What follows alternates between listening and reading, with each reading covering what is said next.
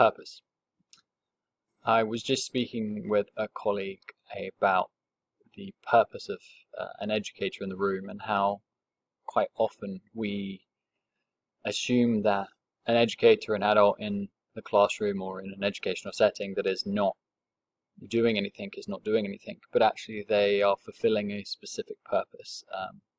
This always makes me laugh because I've often been in situations with students who are having quite challenging behavior, and I look to the outside observer as though I'm doing nothing.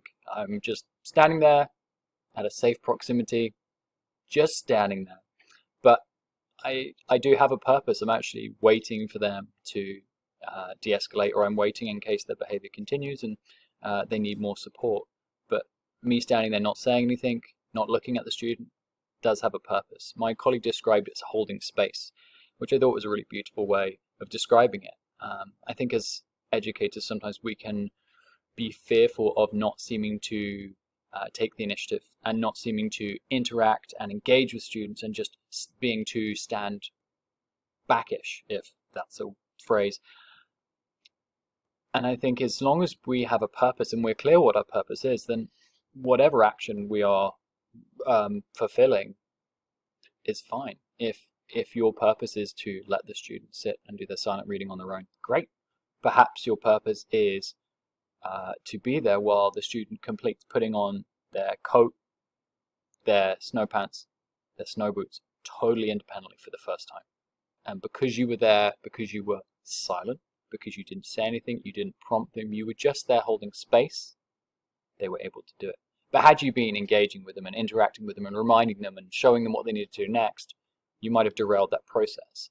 So I think it's important that to know the purpose that we have, whether it is supporting a student directly, whether it is just being near them. We talked about proximity in another video, about sometimes the purpose might just be to circulate through the class, to get a temperature check, to feel how the students are doing. That's all we need to do.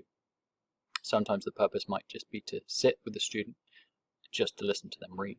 Sometimes the purpose might be sit and do seemingly nothing, or in my case, stand and watch as other people kind of look and try and figure out what I'm doing. It may look like I'm doing nothing, but there is a purpose to what I'm doing. So as long as every decision that we make is purposeful, then we don't have to worry about always interacting, always speaking to the student, always asking them a follow-up question, always quizzing them about what they just read. We don't have to make these decisions which have little purpose because we're afraid that what we're doing has no purpose.